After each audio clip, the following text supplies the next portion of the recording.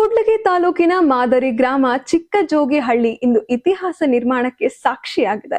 ರಾಜ್ಯದಲ್ಲೇ ಮೊದಲ ಬಾರಿಗೆ ಜಪಾನ್ ಮಾದರಿಯ ಮಿಯಾವಾಕಿ ಅರಣ್ಯೀಕರಣ ಯೋಜನೆಗೆ ಕೇಂದ್ರ ಹಣಕಾಸು ಸಚಿವೆ ನಿರ್ಮಲಾ ಸೀತಾರಾಮನ್ ಅವರು ವಿಶ್ವ ಪರಿಸರ ದಿನದಂದು ಚಾಲನೆ ನೀಡಿದ್ದಾರೆ. ಕಾರ್ಯಕ್ರಮದಲ್ಲಿ ಶಾಸಕ ಡಾಕ್ಟರ್ ಎನ್.ಟಿ. ಶ್ರೀನಿವಾಸ್ ಸಹ ಭಾಗವಹಿಸಿದ್ರು.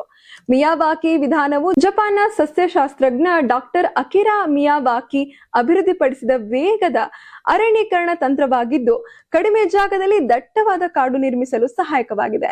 ಚಿಕ್ಕಜೋಗಿಹಳ್ಳಿಯಲ್ಲಿ ತೋಟಗಾರಿಕೆ ಇಲಾಖೆಗೆ ಸೇರಿದ 10 ಎಕರೆಗೂ ಹೆಚ್ಚು ಪ್ರದೇಶದಲ್ಲಿ ಸುಮಾರು 15,000 ಸಸಿಗಳನ್ನು ನೆಡುವ ಕಾರ್ಯ ಆರಂಭವಾಗಿದೆ. ಇನ್ನ ಈ ಯೋಜನೆಯಡಿ ಕೂಡ್ಲಿಗಿ ತಾಲೂಕಿನ ಬಂಜರು ಹಾಗೂ ಅನುತ್ಪಾದಕ ಭೂಮಿಗಳನ್ನ ಹಸಿರುಗೊಳಿಸುವ ಉದ್ದೇಶದಿಂದ ಒಟ್ಟು ಬರೋಬ್ಬರಿ 1 ಲಕ್ಷಕ್ಕೂ ಹೆಚ್ಚು ಸಸಿಗಳನ್ನ ನೆಡುವ ಮಹತ್ವಾಕಾಂಕ್ಷಿ ಗುರಿ ಹೊಂದಲಾಗಿದೆ.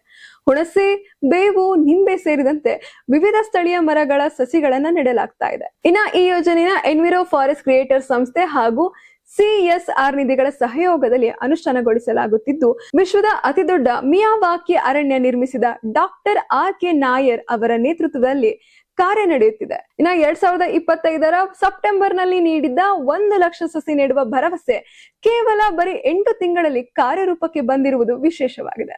ಒಟ್ಟಾರೆ ಚಿಕ್ಕಜೋಗಿಹಳ್ಳಿಯ ಈ ಮಿಯಾವಾಕಿ ಯೋಜನೆ ಬಯಲು ಸೀಮೆಗೆ ಹಸಿರು ಕ್ರಾಂತಿ ಹೊಸ ರೂಪದ ಮಾದರಿಯಾಗುವ ನಿರೀಕ್ಷೆ ಮೂಡಿಸಿದೆ.